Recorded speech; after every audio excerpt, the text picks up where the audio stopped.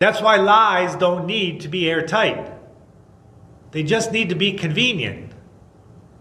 And once a lie becomes useful, it becomes protected. Proverbs 18 verse 17 says, "He who pleads his cause first seems right, until another comes and questions him." That verse should terrify anyone who cares about truth, because it tells us exactly how deception works. The first story sounds convincing until it's examined. And that's the problem.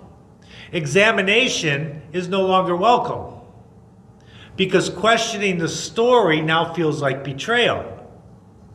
So people double down.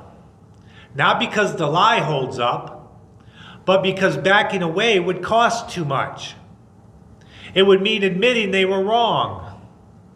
It would mean admitting the cause has limits. It would mean admitting the mission was replaced by something louder, angrier, more self-serving. And rather than humble themselves, people choose allegiance over accuracy. Paul describes it again in Romans 1 verse 25 when he says, "They exchanged the truth of God for a lie and worshipped and served the creature rather than the Creator, who is blessed forever." Now notice the word exchanged. This wasn't accidental. This was a trade. Truth was handed over willingly because the lie offered something truth would not: control, justification, moral cover. Here's the line we need to hear. The greatest deception is not that lies exist, it's that people refuse to let them be exposed. Because once a lie is exposed, it demands repentance. And repentance is the one thing a prideful cause cannot survive. So deception doesn't just spread, it's defended. Correctors become enemies. Truth tellers become threats. And once deception is embraced, something else has to be redefined to keep the illusion alive.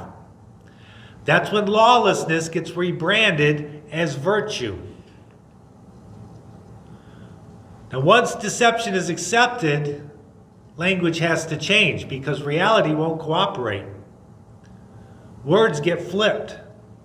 Definitions get stretched. And eventually, right and wrong trade places. Isaiah saw this coming and called it out without hesitation. Isaiah 5 verse 20 says, "Woe to those who call evil good and good evil, who put darkness for light and light for darkness, who put bitter for sweet and sweet for bitter." That's not poetic exaggeration. That's a warning. And it fits our moment perfectly.